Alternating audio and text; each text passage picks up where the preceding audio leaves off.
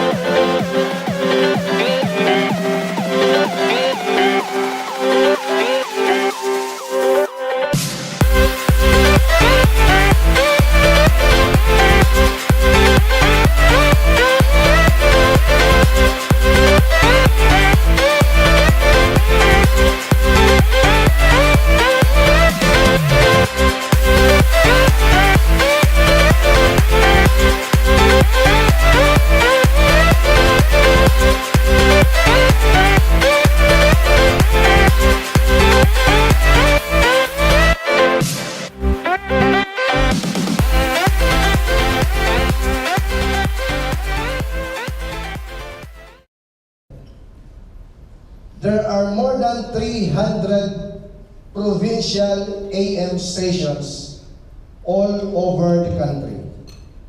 And there is only one station that stood among the best of them.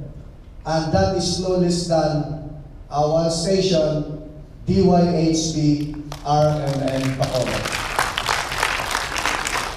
And so, more bests are yet to come, because this is just the first Best Provincial AM Station Award that we have received, and we will not simply stop here. We promise and commit to ourselves that RMN Bacolod, we're going to create a dynasty.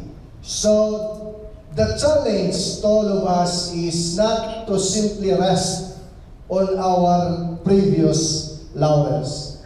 Because again, we are determined to continue our winning streak. To all our honorees, all of these are just our simple token for the contributions that you have shared with us.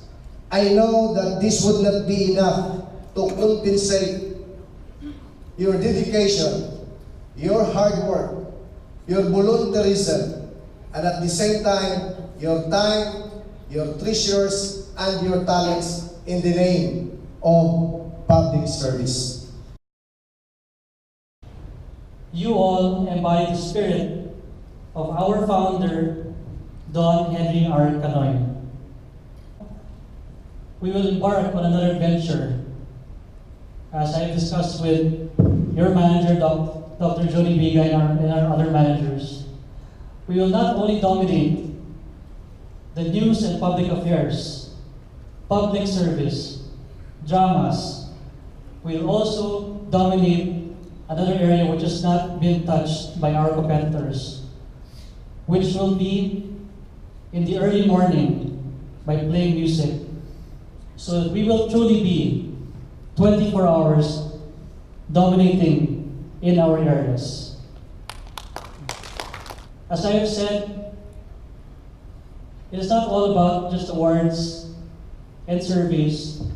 It is about the true spirit of broadcasting, which is genuine public service. I I would like to take a few thoughts that I listed down from the homily of Father Jonas a while ago during the Mass. One is that gratitude is the best attitude.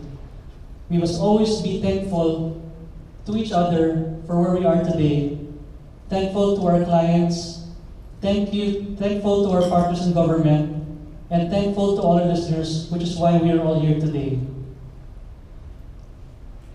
Number 2 is about fellowship, family, friendship, and community. We are all one here in RMN DYHB and also RMN Networks. And let us end this by always being grateful to our Lord God in heaven for all His blessings. Because without Him, truly all of this would not be possible. So before I end, may we get a round of applause to each other and to our Lord Jesus Christ in heaven. Thank you very much.